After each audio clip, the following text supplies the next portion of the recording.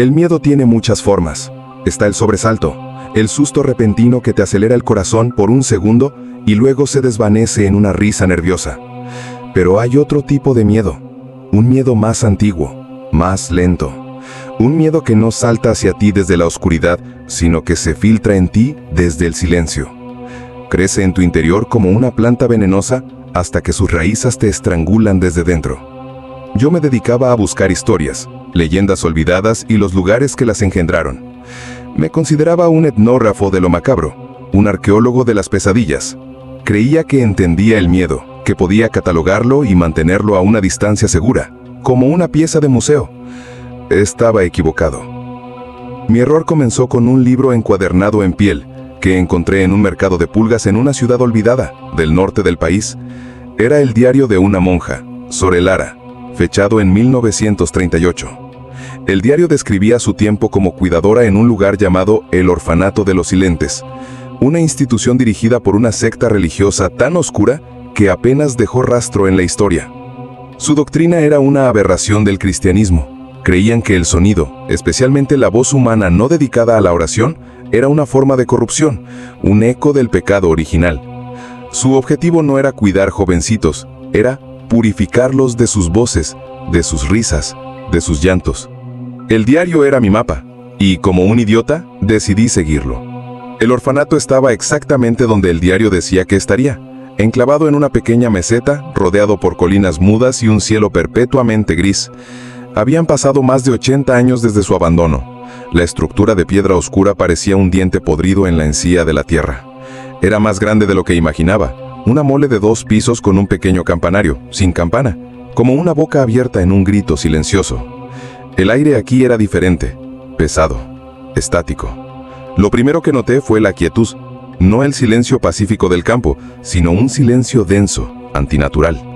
No había canto de pájaros, ni zumbido de insectos. Era como si el propio paisaje estuviera conteniendo la respiración. Dejé el coche y caminé hacia la entrada. La puerta principal, de roble macizo y agrietado, estaba entreabierta, una invitación. El olor que emanaba del interior era una mezcla compleja y nauseabunda. Moho, madera podrida, orina seca y algo más, algo metálico y dulce como sangre vieja. Saqué mi linterna y mi grabadora de audio. Quería documentarlo todo. Entré. El vestíbulo era una caverna de sombras. El polvo flotaba en el haz de mi linterna como esporas de otro mundo.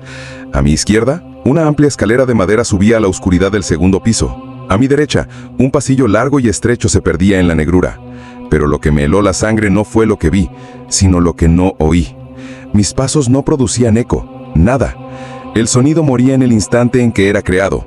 Era acústicamente imposible. Un edificio de piedra y madera de este tamaño debería haber sido una caja de resonancia. En cambio, se sentía como si estuviera gritando en el vacío. Me sentí sordo. Saqué el diario de Sor Lara. Mis manos temblaban ligeramente. Busqué una entrada que había marcado. 12 de mayo. La Madre Superiora nos ha recordado hoy el primer voto del silencio. Dice que las voces de los jovencitos son lazos que los atan a este mundo caído, que sus risas son la alegría de la carne y sus llantos la debilidad del espíritu. Deben enseñarles a ser recipientes vacíos, listos para ser llenados únicamente por la palabra de Dios. Pero la forma en que lo hacen, la forma en que este lugar se bebe los sonidos, no es divino, es voraz. Voraz. Esa era la palabra. Decidí explorar el ala derecha, el pasillo que llevaba a los dormitorios. Cada puerta que pasaba estaba abierta. Dentro de cada habitación, la misma escena desoladora. Hileras de pequeñas camas de hierro oxidado, algunas todavía con jirones de colchones manchados. Las paredes estaban cubiertas de un papel tapiz con motivos infantiles, ahora desgarrado y cubierto de moho negro que parecía dibujar caras grotescas. En una de las habitaciones, algo llamó mi atención. Sobre una mesita de noche, intacta por el tiempo, había una pequeña caja de música de madera. Me acerqué. El polvo sobre ella era una capa gruesa, ininterrumpida. Nadie la había tocado en décadas. Con un impulso que ahora maldigo, la tomé. Mis dedos limpiaron el polvo de la pequeña manivela. La giré. El mecanismo interno protestó con un chirrido metálico y luego empezó a sonar. Una melodía infantil, frágil, temblorosa. Au clair de la lune. Sonó por 3 o tal vez 4 segundos. Y entonces ocurrió. El sonido fue arrancado del aire. No se detuvo, fue extraído. Pude sentirlo físicamente, como un cambio de presión en mis oídos. La melodía desapareció y en su lugar, justo detrás de mi nuca, escuché un susurro. No era una voz, era el eco de una ausencia, un sonido seco, como hojas muertas arrastradas por el viento, pero con una cadencia, una intención. Y en ese susurro creí oír, de forma retorcida y rota, los últimos 3 tonos de la melodía que acababa de desaparecer. La caja de música cayó de mis manos y se hizo añicos contra el suelo, pero el sonido del impacto fue sordo, como si la madera hubiera caído sobre un colchón de carne. El pánico, frío y afilado, me atravesó el pecho. Retrocedí hacia el pasillo, con la linterna barriendo la oscuridad. No había nada, solo las camas vacías y las sombras que parecían haberse alargado. Volví al diario, mis dedos luchando por pasar las páginas. 21 de junio. Lo llaman el coleccionista de ecos. La Madre Superiora dice que es un ángel que guarda el silencio del orfanato, pero no es un ángel. Es la propia hambre de este lugar hecha algo. Lo he visto, o más bien, lo no visto. Una mancha en el aire, una distorsión. Anoche el pequeño Mateo se despertó gritando de una pesadilla. Corría a su cama, pero la Madre Superiora llegó antes. No le gritó, no le pegó. Simplemente se quedó de pie en la puerta, mirando. Y el grito de Mateo se ahogó en su propia garganta. Vi cómo el sonido abandonaba sus labios y era atraído hacia la oscuridad del pasillo.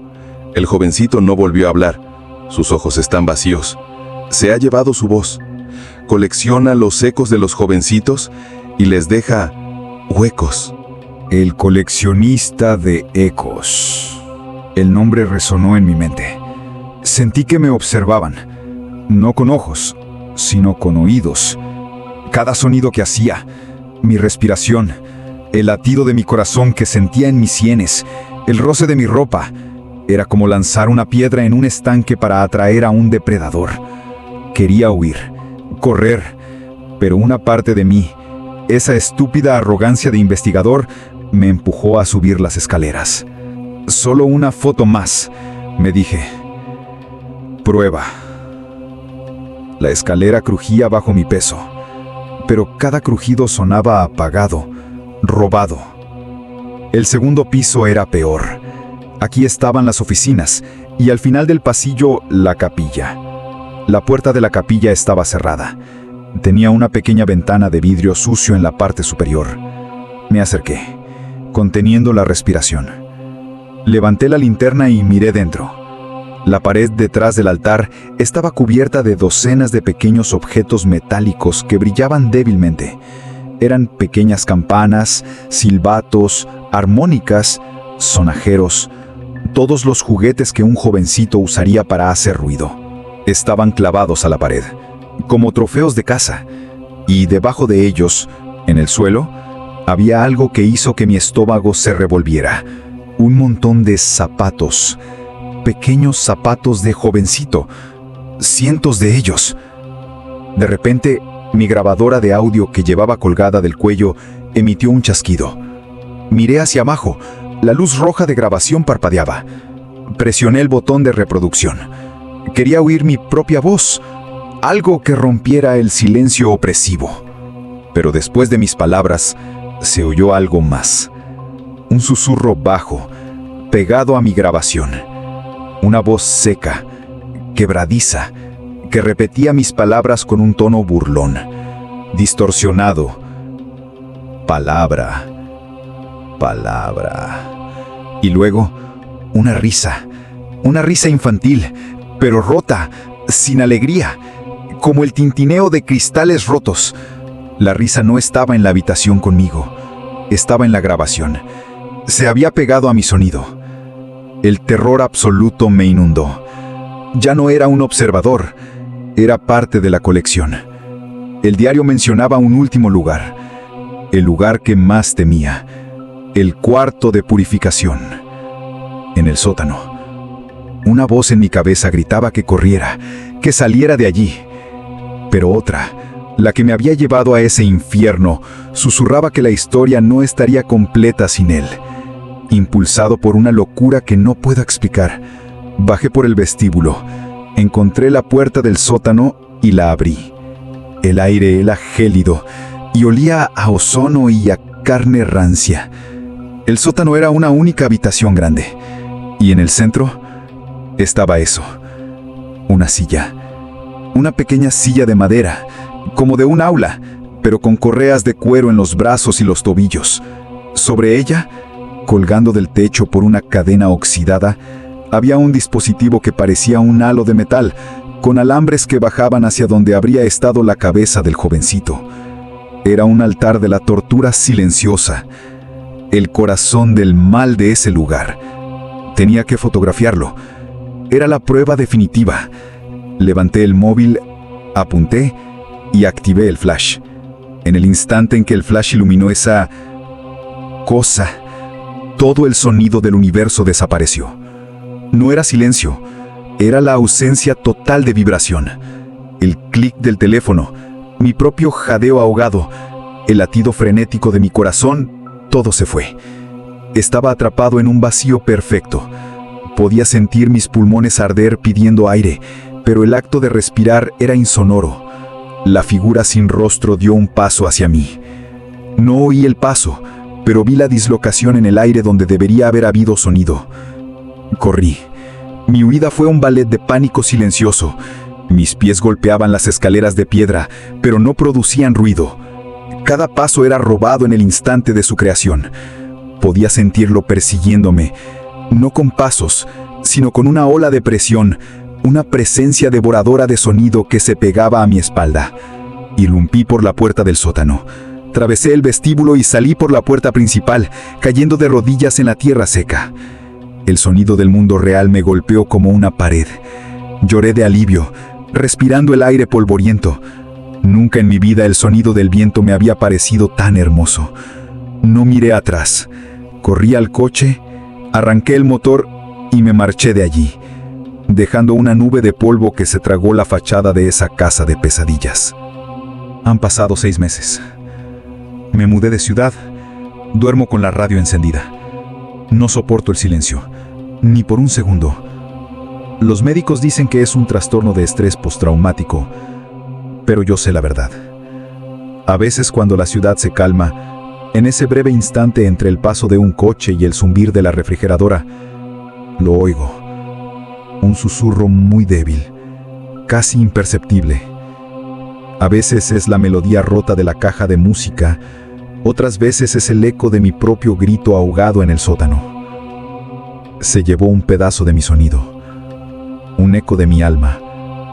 Y sé, con una certeza que me hiela los huesos, que no importa cuántos ruidos use para ahogarlo, el coleccionista sigue escuchando y está esperando a que me quede en silencio.